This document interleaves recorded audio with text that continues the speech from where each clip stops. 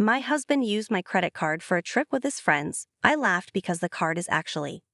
Chloe, a 35-year-old company employee, found herself in a predicament.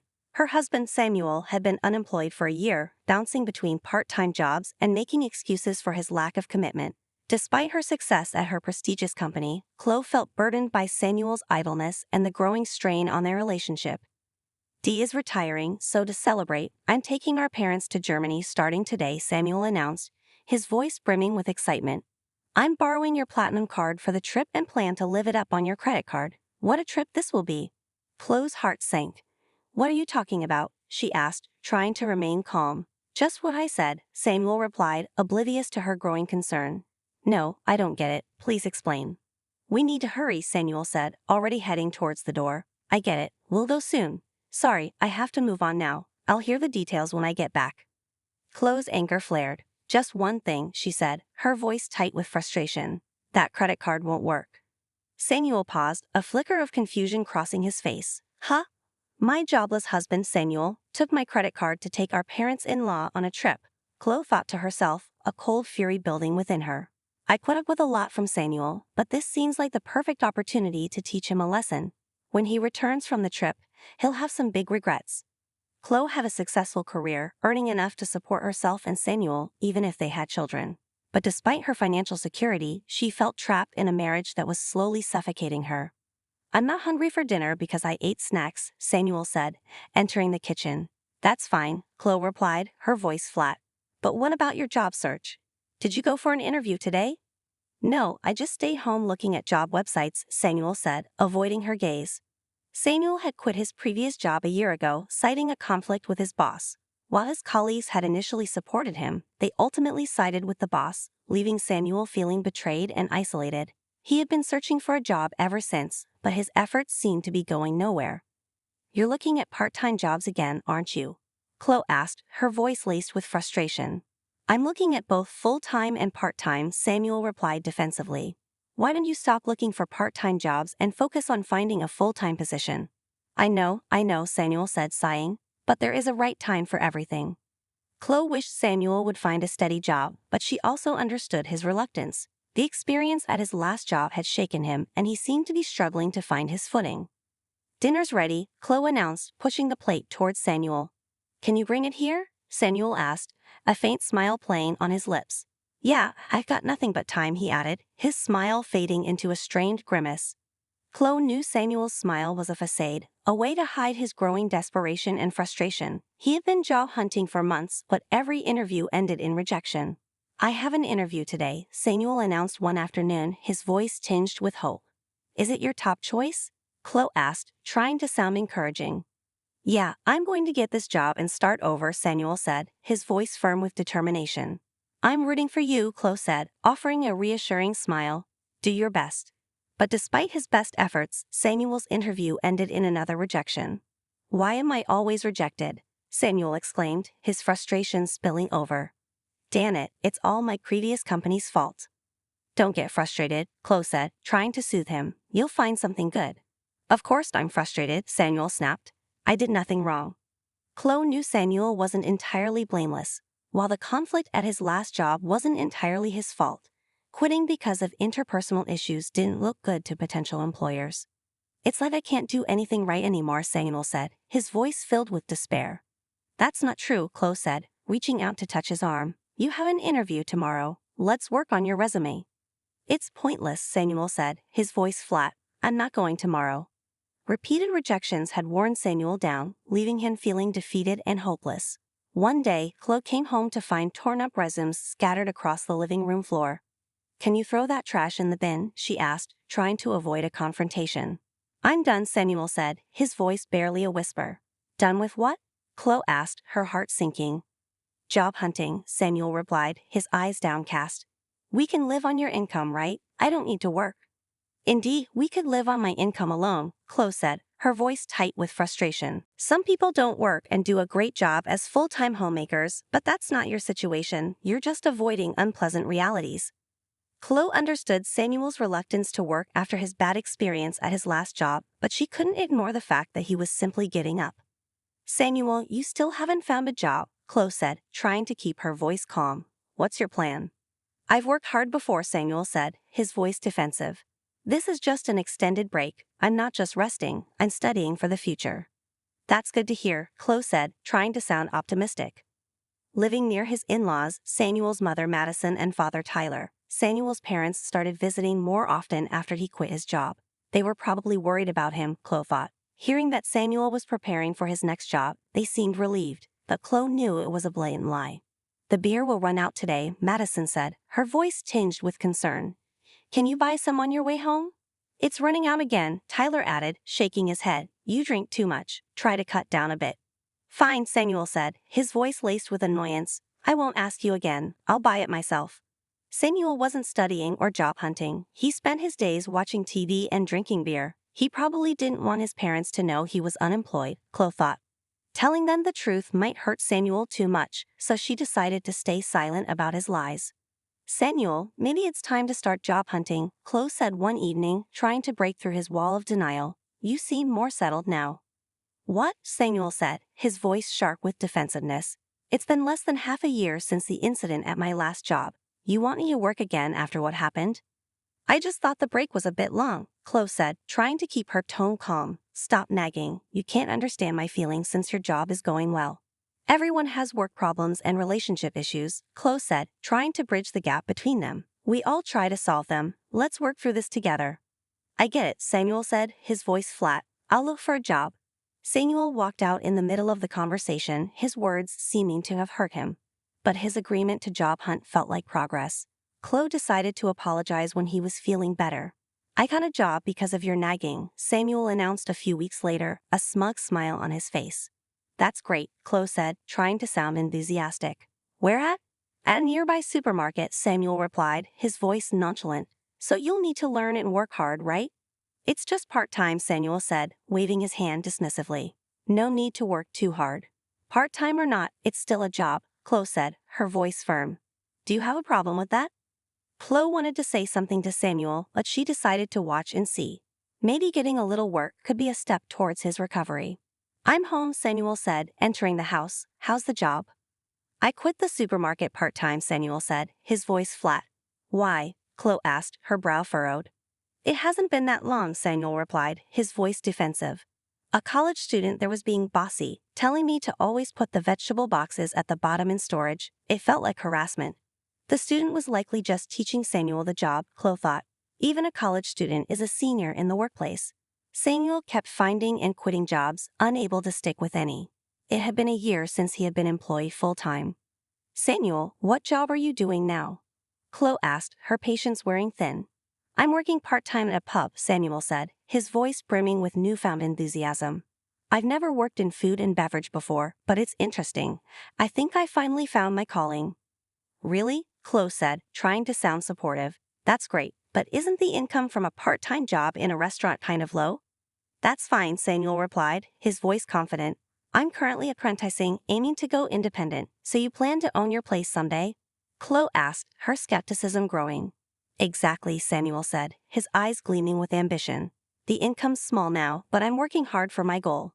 Then take this, Chloe said, handing him a small amount of cash. Treat yourself to something nice for once. Samuel still put on a good show in front of his parents, but as always it was all lies. He quit the pub job 4 days after this conversation, lying and even taking allowance from his parents. This time Chloe couldn't help but feel disappointed in her husband. She decided to be firmer than before. Hey Samuel, Chloe said, grabbing the remote control from the coffee table. Later please. I'm at a good part in the movie, you can pause it. It's just pressing when you pause at the best part, Samuel grumbled, his eyes fixed on the TV screen. What is it, Samuel? Chloe asked, her voice firm. You're 38, right? You know that's prime working age. Don't you think about the future, spending all day at home drinking and just watching TV? The future? Samuel scoffed. There are plenty of 38-year-olds not working. Many people enjoy life without a job. True, work isn't everything, Chloe said, her voice calm but firm. But those people have something else they're dedicated to. Do you have something like that? Yeah, Samuel said, his voice evasive. You're upset about me not working. I'll look for another part-time job. Samuel seemed intent on only working part-time, ignoring the reasons for his previous failures. Chloe had been careful not to hurt him, but it was time for Samuel to bounce back. She needed to be stricter. One day at work, Chloe received a text from Samuel. Dad's retiring, so we are going to Germany to celebrate starting today. Borrowing your platinum card. Got to splurge on your credit card, the text read. Chloe panicked and called him immediately. What do you mean, a trip? She asked, her voice trembling with anger. Just what I said, Samuel replied, his voice nonchalant. I don't get it, just what I said, please explain. So many things are wrong here, Chloe thought, her mind racing. It's fine to celebrate Tyler's retirement, but he should have consulted me before using my money and borrowing the credit card. More like stealing, and why am I paying for a trip to Germany that I'm not going on? Samuel was probably bragging to his parents, claiming the money was from his savings. Chloe's credit card. Thinking about it infuriated her, but one thing Samuel said caught her attention. You said you borrowed a credit card, Chloe said, her voice tight with suspicion. The one for our house? Yeah, Samuel replied, his voice casual. Why do I have a platinum card? Chloe asked, her voice laced with disbelief. Some people think you need a high income for it, but that's not true. Credit history, stable income, and other factors matter. And it's attainable in your 40s. The annual fee is high, but I use it for the benefits and points. However, that credit card is in my wallet. So you took the credit card from home? Yeah, Samuel said, his voice a touch too high, so I'm counting on you for the payment. Samuel, elated about his trip to Germany, was speaking to Chloe in a provocative tone. Chloe had been patient with Samuel for a long time, but this seemed like a good opportunity to put her foot down. What are you doing? Chloe asked, her voice cold. We need to go. Got it, Samuel said, his voice laced with a hint of panic. I'm coming. Sorry, I need to move on now. I'll hear the details when I get back. Just one more thing. The credit card you took won't work. What? Samuel said, his voice rising in disbelief. That can't be right. It's in Chloe's name, and the expiry date is this month. It's short, but it shouldn't be a problem. You're lying, right? Chloe, you're lying to stop me from using the card, aren't you? Such a lie is easy to see through, Chloe said, her voice calm but firm. Yes, it expires this month. That's why I have already received a new credit card. What does that mean? Samuel asked, his voice confused.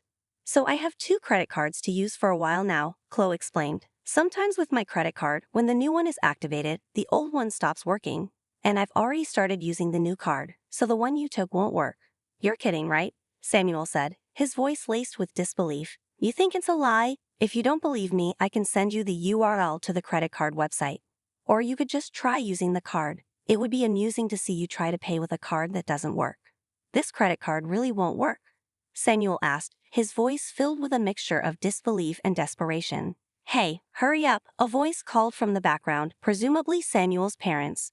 But Samuel, realizing the credit card wouldn't work, seemed too flustered to hear them. What should I do? He asked, his voice panicked. I told them I'd pay for everything except the round-trip travel. Oh, they covered the flight, Chloe said, her voice laced with sarcasm. Yes, Dad felt bad about having all the trip costs covered. What should I do? I'm about to take a cab, and I don't even have money for that. That's not my problem, Chloe said, her voice cold. You said you would pay for everything but the flight. If so, using my credit card in the first place was wrong. Pay with your own money. How can I? Samuel asked, his voice pleading. I don't have any money right now. Seriously? Chloe said, her voice laced with disbelief. It's your fault for trying to look good, taking your parents on a trip without money. I'm at work, so I have to hang up now, Chloe said, her voice firm. I just wanted to tell you about the credit card. Wait, Samuel said, his voice desperate. Chloe hung up the phone and returned to work, her mind swirling with a mix of anger and disappointment. Samuel, unable to pay even for the cab, would have to be honest with his parents that night. After Chloe finished work, she received a call from Abigail, her friend. I heard from Samuel, Abigail said, her voice filled with concern. He tried to pay with your credit card and lied about working. Sorry for the trouble. No, don't apologize, Abigail, Chloe said, her voice weary. I'm sorry for the inconvenience about the credit card. Are you okay with the money? We'll cover this trip's cost when we get back. I'll make Samuel apologize and find a job immediately. I'm sorry, Abigail, but I'm considering divorcing Samuel, Chloe said, her voice trembling. Divorce? Abigail asked, her voice filled with surprise. Because of this? It's part of it, Chloe said, her voice choked with emotion. But Samuel has been taking money from me for a while. Chloe had stopped giving Samuel money to curb his drinking. He had started a part-time job and bought his own alcohol, but the salary from part-time work shouldn't be enough for daily drinking. Samuel was taking money from Chloe's wallet to buy alcohol. Over a year, he had repeatedly stolen amounts ranging from $7 to $70. The sum became significant. Chloe had been strict with Samuel, hoping he would eventually turn things around. But when he stole her credit card for his trip, it wasn't just about $75 anymore. This leap in the amount he took convinced her that he had no intention of improving. "I respect your decision," Abigail said, her voice filled with understanding.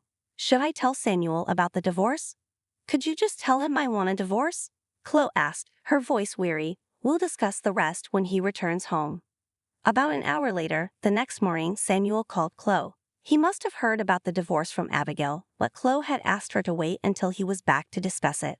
Too exhausted, Chloe had decided not to answer his call.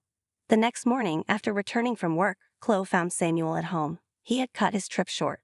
"I'll work properly now," Samuel pleaded, his voice choked with desperation. "Please don't leave me." Chloe entered the living room and saw Samuel, his eyes filled with regret. He immediately apologized. His regrets seemed sincere, but they came too late. He had a whole year to change, yet still asked for another chance. Chloe had warned him repeatedly, yet he squandered every opportunity. "I'm not going to give you another chance," Chloe said, her voice firm. "Because you gave up on me, my mind is made up. Can you leave, please?" "Don't say that," Samuel pleaded, his voice desperate. "If you don't leave, should I call someone to help you pack your things?"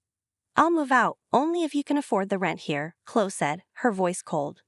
Samuel fell silent. He didn't even have the money for next month's rent, let alone an income. Chloe's words and the reality of the impending divorce made him realize the severity of his situation. With nothing to take, Samuel seemed to be leaving the house, probably heading to his parents' place. Chloe thought about asking if he had money for transportation, but Samuel wasn't a child. He should manage his own affairs, money or not. Sadly, Chloe watched Samuel leave the house. After leaving Samuel, Samuel went to his parents' house. Later, Chloe received a call from Madison. "My parents-in-law let Samuel stay for one night but then asked him to leave the next day," Chloe said, her voice filled with a mix of sadness and relief. "They thought he might become too reliant on them if he stayed. Creating a situation where he must fend for himself was perhaps their intention. It must have been painful as parents to send their son away, but they made a tough decision for Samuel's recovery." Kicked out from his parents' home, Samuel came back to Chloe's house, pleading for help.